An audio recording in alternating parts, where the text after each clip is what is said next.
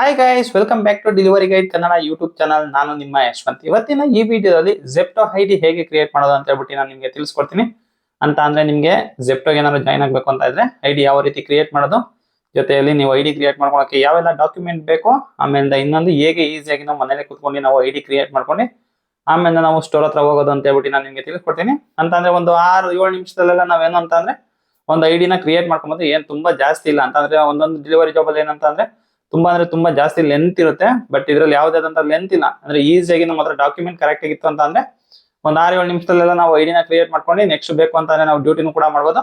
ಇವತ್ತಿನ ಈ ವಿಡಿಯೋದಲ್ಲಿ ಜೆಪ್ಟೋ ಐಡಿ ಮನೇಲೆ ಕುತ್ಕೊಂಡು ನಾವು ಹೇಗೆ ಕ್ರಿಯೇಟ್ ಮಾಡೋದು ಅಂತ ಹೇಳ್ಬಿಟ್ಟು ನಾನು ನಿಮಗೆ ತಿಳಿಸ್ಕೊಡ್ತೀನಿ. ಅದಕ್ಕಿಂತ ಮುಂಚೆ ಇನ್ನ ಡೆಲಿವರಿ ಗೈಡ್ ಕನ್ನಡ ಯೂಟ್ಯೂಬ್ ಚಾನಲ್ನ ಯಾರೆಲ್ಲ ಸಬ್ಸ್ಕ್ರೈಬ್ ಮಾಡಿಲ್ಲ ದಯವಿಟ್ಟು ಚಾನಲ್ ಸಬ್ಸ್ಕ್ರೈಬ್ ಮಾಡಿ ಸಪೋರ್ಟ್ ಮಾಡಿ ಅಂತ ಹೇಳ್ತಾ ಬನ್ನಿ ಇವತ್ತಿನ ಈ ವಿಡಿಯೋನ ಸ್ಟಾರ್ಟ್ ಮಾಡೋಣ.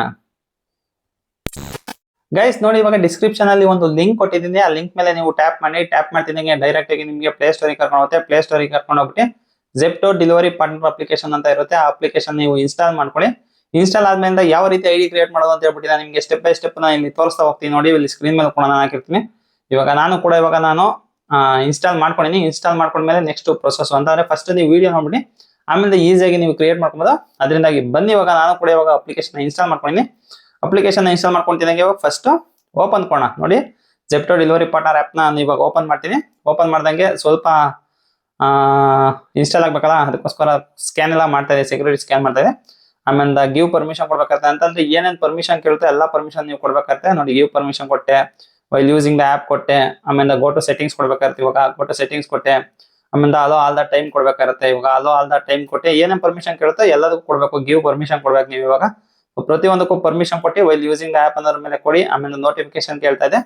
ನೋಟಿಫಿಕೇಶನ್ಗೂ ಇವಾಗ ನೀವು ಅಲ್ಲೋ ಅನ್ನೋದ್ರ ಮೇಲೆ ಪ್ರೆಸ್ ಮಾಡಬೇಕು. ಅದಾದ್ಮೇಲೆ ನಿಮಗೆ ಲ್ಯಾಂಗ್ವೇಜ್ ಯಾವ ಲ್ಯಾಂಗ್ವೇಜ್ ಆ ಲ್ಯಾಂಗ್ವೇಜ್ ನ ಸೆಲೆಕ್ಟ್ ಮಾಡ್ಕೊಳ್ಳಿ. ಇಂಗ್ಲಿಷ್ ಸೆಲೆಕ್ಟ್ ಮಾಡ್ಕೊಂಡು ಇಂಗ್ಲಿಷ್ ಸೆಲೆಕ್ಟ್ ಮಾಡ್ಕೊಂಡಿದ್ದೀನಿ. ನೆಕ್ಸ್ಟ್ ನಮಗೆ ಬಿಕೆಮ್ ಎ ರೈಡರ್ ಅಂತ ಹೇಳ್ಬಿಟ್ಟು ತೋರಿಸ್ತಾ ಇಲ್ಲ, ಅದ್ರ ಮೇಲೆ ಪ್ರೆಸ್ ಮಾಡ್ತೀನಿ. ಅದ್ರ ಮೇಲೆ ಪ್ರೆಸ್ ಮಾಡಿ ನಿಮ್ಮ ಮೊಬೈಲ್ ನಂಬರ್ ಹಾಕ್ಬಿಟ್ಟು ಎಂಟರ್ ಕೊಡಿ. ಎಂಟರ್ ಕೊಡಿ, ನಿಮಗೆ 6 ಡಿಜಿಟ್ OTP ಬರುತ್ತೆ. ಆ OTP ನ ಇಲ್ಲಿ ನೀವು ಎಂಟರ್ ಮಾಡಿ. ನೋಡಿ, ಈಗ OTP ಬರ್ಬೇಕಾಯೋ ಒಂದು ಸ್ವಲ್ಪ ಲೇಟ್ ಆಗ್ತಾ ಇದೆ. OTP ಬರೋದು, OTP ಬಂದ್ಬಿಡ್ಲಿ. ನೋಡಿ, ಇವಾಗ OTP ಕೂಡ ಬಂತು. OTP ಕೂಡ ಇವಾಗ ನಾನು ಎಂಟರ್ ಮಾಡ್ತೀನಿ. ಎಂಟರ್ ಮಾಡ್ತಿದ್ದಂಗೆ ನೋಡಿ, ಇವಾಗ ಸ್ಟಾರ್ಟಿಂಗ್ ಅಲ್ಲೇ Congratulations on signing up with Zepto. Here's a quick guide to help you get onboarded smoothly on the app.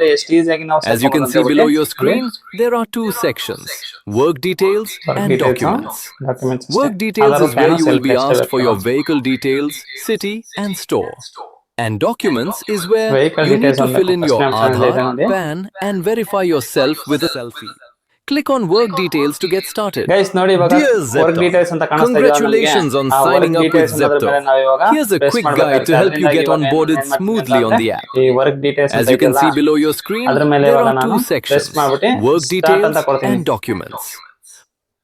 ನೋಡಿ, ಇವಾಗ ಸ್ಟಾರ್ಟ್ ಕೂಡ ಕೊಟ್ಟೆ. ಇದು ಕೊಡ್ತಿದಂಗೆ ನಮಗೆ ಯಾವ ಬೈಕ್ ಬೇಕೋ ಅದನ್ನ ನಮಗೆ ಕೇಳುತ್ತೆ. ಅಂತಂದ್ರೆ ಬೈಕ್ ಇದೆಯಾ, ಸೈಕಲ್ ಇದೆಯಾ, ಅಥವಾ ಎಲೆಕ್ಟ್ರಿಕಲ್ ಬೈಕ್ ಇದೆಯಾ ಇಲ್ವಾ, ಬೈಕೇ ಇಲ್ವಾ ಅಂತ ಹೇಳ್ಬಿಟ್ಟು ಕೇಳುತ್ತೆ. ಸದ್ಯಕ್ಕೆ ಇವಾಗ ನಾನೇನ್ ಮಾಡ್ತೀನಿ ಅಂತಂದ್ರೆ ಬೈಕ್ ಇದೆ ನನ್ನ ಹತ್ರ, ಅದಕ್ಕೋಸ್ಕರ ಏನ್ ಮಾಡ್ತೀನಿ ಅಂತಂದ್ರೆ ಇವಾಗ ನಾನು ಬೈಕ್ ಮೇಲೆ ಟ್ಯಾಪ್ ಮಾಡ್ತೀನಿ. ಅಂತಂದ್ರೆ ಲೈಸೆನ್ಸ್ ಬೇಕು ಇದಕ್ಕೆ. ಅದರಿಂದ ಇವಾಗ ಬೈಕ್ ನ ಸೆಲೆಕ್ಟ್ ಮಾಡ್ಕೊಂಡು ಕಂಟಿನ್ಯೂ ಅಂತ ಇದೆ ನೋಡಿ, ಅದ್ರ ಮೇಲೆ ನಾನು ಪ್ರೆಸ್ ಮಾಡ್ತೀನಿ. ನೋಡಿ, ಇವಾಗ ಪ್ರೆಸ್ ಮಾಡ್ತಿದ್ದಂಗೆ ಲೊಕೇಶನ್ ಬೆಂಗಳೂರು ಬಂತು. ಸದ್ಯಕ್ಕೆ ಇವಾಗ ನಾನು ಐಡಿ ನಾನು ಬೆಂಗಳೂರಿನ ಕ್ರಿಯೇಟ್ ಮಾಡಿ ತುಮಕೂರಿನ ಕ್ರಿಯೇಟ್ ಮಾಡ್ಬೇಕು. ಅದಕ್ಕೋಸ್ಕರ ಚೇಂಜ್ ಮಾಡ್ಬಿಟ್ಟು ಈ ತರ ತುಮಕೂರು ಅಂತ ಸರ್ಚ್ ಮಾಡ್ತೀನಿ. ತುಮಕೂರು ಸಿಗುತ್ತೆ. ಮಾರ್ಕ್ ಮಾಡ್ಬಿಟ್ಟು ಕಂಟಿನ್ಯೂ ಅನ್ನೋದ್ರ ಮೇಲೆ ನಾನು ಇವಾಗ ಪ್ರೆಸ್ ಮಾಡ್ತೀನಿ. ಕಂಟಿನ್ಯೂ ಅನ್ನೋದ್ರ ಮೇಲೆ ಪ್ರೆಸ್ ಮಾಡ್ತೀನಿ. ಸ್ಟೋರ್ ನಮ್ದಿರೋದೇ ಒಂದು ಸ್ಟೋರ್ ಅಲ್ವಾ, ಅದರಿಂದಾಗಿ ಒಂದು ಸ್ಟೋರ್ ಕೂಡ ಬರ್ತಾ ಇದೆ. ಆ ಒಂದು ಸ್ಟೋರ್ನ ಇವಾಗ ಸೆಲೆಕ್ಟ್ ಮಾಡ್ಕೊಂಡು ಏನ್ ಮಾಡ್ತೀನಿ ಅಂತಂದ್ರೆ ಈಗ ಕಂಟಿನ್ಯೂ ಅನ್ನೋದ್ರ ಮೇಲೆ ನಾನು ಪ್ರೆಸ್ ಮಾಡ್ತೀನಿ. ನೀವು ಬೇಕು ಅಂತಂದ್ರೆ ಸ್ಟೋರ್ ಬೇರೆ ಇದ್ವು ಅಂತಂದ್ರೆ ಬೇರೆ ಸ್ಟೋರ್ನ ಸೆಲೆಕ್ಟ್ ಮಾಡ್ಕೊಬೋದು. ಬಟ್ ಇರೋದೇ ಒಂದಲ್ವಾ, ಅದಕ್ಕೋಸ್ಕರ ಅದೊಂದೇ ಸೆಲೆಕ್ಟ್ ಮಾಡ್ಕೊಂಡೆ. ಅದಾದ್ಮೇಲೆ ನೆಕ್ಸ್ಟ್ ಏನಪ್ಪಾ ಅಂತಂದ್ರೆ ಈಗ ನೀವು ಫಸ್ಟ್ ಪ್ರೊಫೈಲ್ ಪಿಕ್ಚರ್ನ ಇವಾಗ ನೀವು ಕೊಡ್ಬೇಕಾಗಿರುತ್ತೆ. ಅದರಿಂದಾಗಿ ನೀವೇನ್ ಮಾಡ್ಬೇಕು ಅಂತಂದ್ರೆ ಪ್ರೊಫೈಲ್ ಪಿಕ್ಚರ್ ಮೇಲೆ ಕೊಡಿ.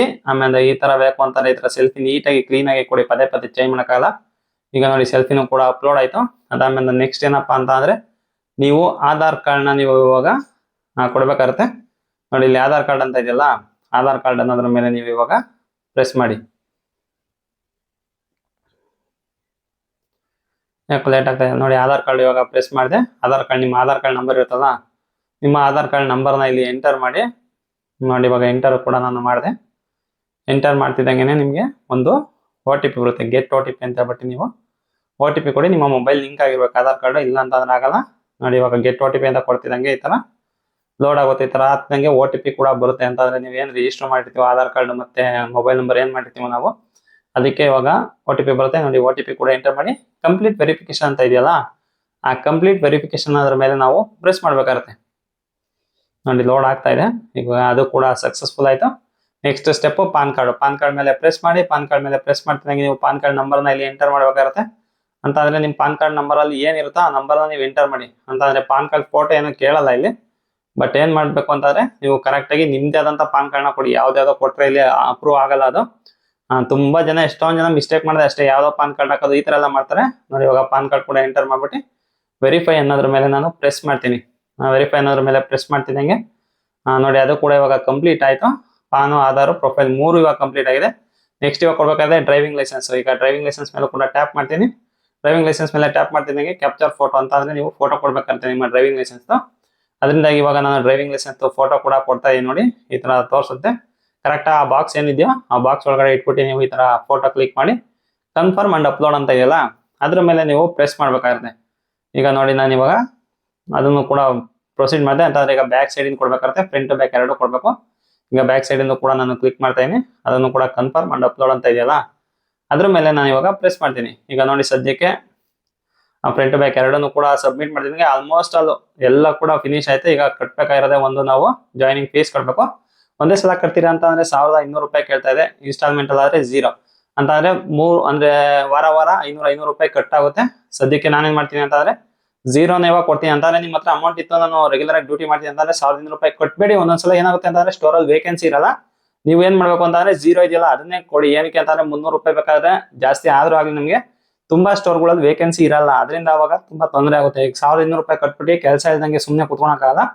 ಅದರಿಂದಾಗಿ ನೀವು ಕರೆಕ್ಟ್ ಆಗಿ ಯೋಚನೆ ಮಾಡ್ಬಿಟ್ಟು ನೀವೇನ್ ಮಾಡ್ಬೇಕು ಅಂತಂದ್ರೆ 300 ರೂಪಾಯಿ ಜಾಸ್ತಿ ಇರೋ ಪರವಾಗಿಲ್ಲ ಅಂತ ಹೇಳ್ಬಿಟ್ಟು ಇನ್ಸ್ಟಾಲ್ಮೆಂಟ್ ಅಲ್ಲೇ ಸೆಲೆಕ್ಟ್ ಮಾಡ್ಕೊಳ್ಳಿ ನೋಡಿ. ಇವಾಗ ಇನ್ಸ್ಟಾಲ್ಮೆಂಟ್ ಅಲ್ಲಿ ಸೆಲೆಕ್ಟ್ ಮಾಡ್ಕೊಂಡೆ we are verifying your document ಅಂತ ಹೇಳ್ಬಿಟ್ಟು ತಿಳಿಸ್ತಾ ಇದೆ.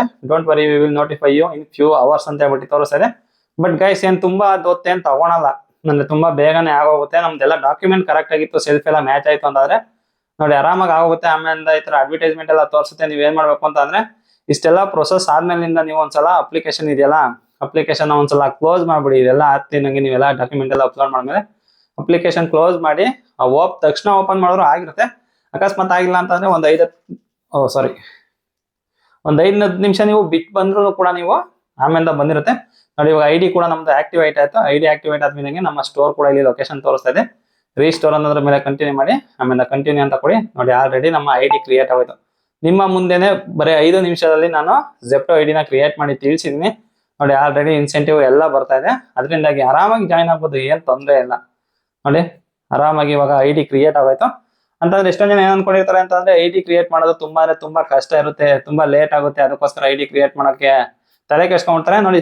ಸಿಂಪಲ್ ಸ್ಟೆಪ್ಸ್ ಏನ್ ಗೊತ್ತಾ, ನಿಮ್ಮ ಹತ್ರ ಡಾಕ್ಯುಮೆಂಟ್ ಕರೆಕ್ಟ್ ಆಗಿರ್ಬೇಕು ಅಷ್ಟೇ ಗೈಸ್. ಯಾರ್ದೋ ಡಾಕ್ಯುಮೆಂಟ್ ಹಾಕಿ ನಾನು ಮಾಡಕ್ ಹೋಗ್ತೀನಿ ID ಅಂತ ಅಂದ್ರೆ ಅವಾಗಲೇ ನೀವು ಮಿಸ್ಟೇಕ್ ಮಾಡೋದು. ಅಂದ್ರೆ DL ಯಾರೋ ಒಬ್ರು ಹಾಕಿರ್ತೀರಾ, ಪಾನ್ ಕಾರ್ಡ್ ಯಾರ್ದೋ ಒಬ್ರು ಹಾಕಿರ್ತೀರಾ, ಸೆಲ್ಫಿನೇ ಯಾರ್ದೋ ಕೊಟ್ಟಿರ್ತೀರಾ, ಡಾಕ್ಯುಮೆಂಟ್ ಆಧಾರ್ ಕಾರ್ಡ್ ಯಾರ್ದೋ ಕೊಟ್ಟಿರ್ತೀರಾ. ಮೇನ್ ಏನ್ ಗೊತ್ತಾ, ನೀವು ಡೆಲಿವರಿ ಜಾಬಿಗೆ ಸೇರ್ಕೊಂತ ಇದೀರ ಅಂತಂದ್ರೆ ಆಧಾರ್ ಕಾರ್ಡ್ ಮತ್ತೆ ಮೊಬೈಲ್ ನಂಬರ್ ಲಿಂಕ್ ಆಗಿದ್ರೆ ಸಾಕು. ಆಮೇಲೆ ಡಾಕ್ಯುಮೆಂಟ್ ನಿಮ್ಮ ಏನ್ ಇದೆಯೋ ಅದನ್ನ ಕರೆಕ್ಟ್ ಆಗಿ ಸಬ್ಮಿಟ್ ಮಾಡಿದ್ರೆ ಸಾಕು. ಎಲ್ಲೂ ಕೂಡ ವೆರಿಫಿಕೇಶನ್ ಫೇಲ್ ಆಗಲ್ಲ. ಎಷ್ಟೊಂದ್ ಜನ ಏನಂತಾರೆ ಅಂತಂದ್ರೆ ವೆರಿಫಿಕೇಶನ್ ಫೇಲ್ ಆಗುತ್ತೆ ಅಂತಾರೆ. ಬಟ್ ಡಾಕ್ಯುಮೆಂಟ್ ಕರೆಕ್ಟ್ ಆಗಿ ಕೊಟ್ರೆ ವೆರಿಫಿಕೇಶನ್ ಏನಕ್ಕೆ ಫೇಲ್ ಆಗುತ್ತೆ? ಕರೆಕ್ಟ್ ಆಗಿರೋ ನಮ್ಮ ಡಾಕ್ಯುಮೆಂಟ್ ನಾವು ಕರೆಕ್ಟ್ ಆಗಿ ಇಟ್ಕೊಂಡು ನಾವೇನ್ ಮಾಡ್ಬೇಕು ಅಂತಂದ್ರೆ ID ಕ್ರಿಯೇಟ್ ಮಾಡ್ಕೋಬೇಕು. ಯಾವ್ದಾದಂತ ನೀವು ಎಕ್ಸ್ಪೆರಿಮೆಂಟ್ ಮಾಡಕ್ ಹೋಗ್ಬೇಡ್ರಿ. ಅವ್ರದ್ದು ಇವ್ರದ್ದು ಎಲ್ಲ ಹಾಕ್ಬಿಟ್ಟು ಮಿಕ್ಸ್ ಮಾಡಕ್ ಹೋಗ್ಬೇಡಿ. ಆ ಟೈಮಲ್ಲಿ ಏನಾಗುತ್ತೆ ಅಂತಂದ್ರೆ ರಿಯಲ್ ಆಗಿ ಕ್ರಿಯೇಟ್ ಮಾಡಕ್ಕೆ ನಾವು ಇನ್ನೊಂದ್ಸಲ ಕರೆಕ್ಟ್ ಆಗಿ ಕ್ರಿಯೇಟ್ ಮಾಡ್ಬೇಕು ಅಂದ್ರೆ ಕ್ರಿಯೇಟ್ ಆಗಲ್ಲ. ನೀವು ಎಕ್ಸ್ಪೆರಿಮೆಂಟ್ ಮಾಡಕ್ ಹೋಗ್ದಲೆ ಕರೆಕ್ಟ್ ಆಗಿ ನಾನು ತೋರಿಸಿರುವಂತ ಡಾಕ್ಯುಮೆಂಟ್ ಎಲ್ಲ ಕರೆಕ್ಟ್ ಆಗಿ ನೀವು ಇಟ್ಕೊಂಡು 1 by 1 ಸ್ಟೆಪ್ ಬೈ ಸ್ಟೆಪ್ ನೀವು ಕೊಡ್ತಾ ಹೋದ್ರೆ ಇಲ್ಲಿ ಯಾವುದೇ ಆದಂತ ವೆರಿಫಿಕೇಶನ್ ಫೇಲ್ ಆಗೋದೇ ಇಲ್ಲ. ಆರಾಮಾಗಿ ನೀವು ಕೂಡ ಜೆಪ್ಟೋದಲ್ಲಿ ID ಕ್ರಿಯೇಟ್ ಮಾಡ್ಕೊಂಡು ಜಾಯ್ನ್ ಆಗೋದು. ಅದೇ ಹೇಳ್ತಾವ, ಮಿಕ್ಸ್ ಮಾಡಕ್ ಹೋಗ್ಬೇಡಿ ಡಾಕ್ಯುಮೆಂಟ್ಗಳನ್ನ, ಅವ್ರದ್ದು ಇವ್ರದೆಲ್ಲ ಮಿಕ್ಸ್ ಮಾಡಕ್ ಹೋಗ್ಬೇಡಿ. ಇದು ಒಂದೇ ಟಿಪ್ಸ್ ಅಂತ ಅನ್ಕೊಳ್ಳಿ. ಇದು ತುಂಬಾ ಯೂಸ್ಫುಲ್ ಆಗುತ್ತೆ. ಎಷ್ಟೊಂದ್ ಜನ ಹೇಳ್ತಾವ ಮಿಕ್ಸ್ ಮಾಡ್ಬಿಡ್ತಾರೆ, ಆಮೇಲೆ ಐಡಿನೇ ಕ್ರಿಯೇಟ್ ಆಗ್ತಿಲ್ಲ ಅಂತ ಹೇಳ್ಬಿಟ್ಟು ತಲೆ ಕೆಡ್ಸ್ಕೊಂತಾರೆ. ನಮ್ಮ ಡಾಕ್ಯುಮೆಂಟ್ ಮಾತ್ರ ಕೊಟ್ಟು ನಾವು ಜಾಯ್ನ್ ಆಗ್ತೀವಿ ಅಂತಂದ್ರೆ ಯಾವುದೇ ಡೆಲಿವರಿ ಜಾಬ್ ಅಲ್ಲ ಅಷ್ಟೇ ನಾವು ಆರಾಮಾಗಿ ಜಾಯ್ನ್ ಆಗ್ಬೋದು, ವೆರಿಫಿಕೇಶನ್ ಫೇಲ್ ಆಗಲ್ಲ. ಈ ವಿಡಿಯೋ ಇಷ್ಟ ಆಗಿದೆ ಅಂತ ಅನ್ಕೊಂಡಿನಿ ಗೈಸ್. ಈ ವಿಡಿಯೋ ಏನಾದ್ರು ಇಷ್ಟ ಆಗಿದೆ ಒಂದು ಲೈಕ್ ಮಾಡಿ. ಆಮೇಲೆ ಡೆಲಿವರಿ ಗೈಡ್ ಯೂಟ್ಯೂಬ್ ಚಾನಲ್ ಇನ್ನೂ ಸಬ್ಸ್ಕ್ರೈಬ್ ಮಾಡಿಲ್ಲ ಅಂತಂದ್ರೆ ದಯವಿಟ್ಟು ಈ ಚಾನಲ್ನ ಸಬ್ಸ್ಕ್ರೈಬ್ ಮಾಡಿ ಸಪೋರ್ಟ್ ಮಾಡಿ ಅಂತ ಹೇಳ್ತಾ ನನ್ನ ಇವತ್ತಿನ ಈ ವಿಡಿಯೋಗೆ ಮುಗಿಸ್ತಾ ಇದೀನಿ. Bye guys.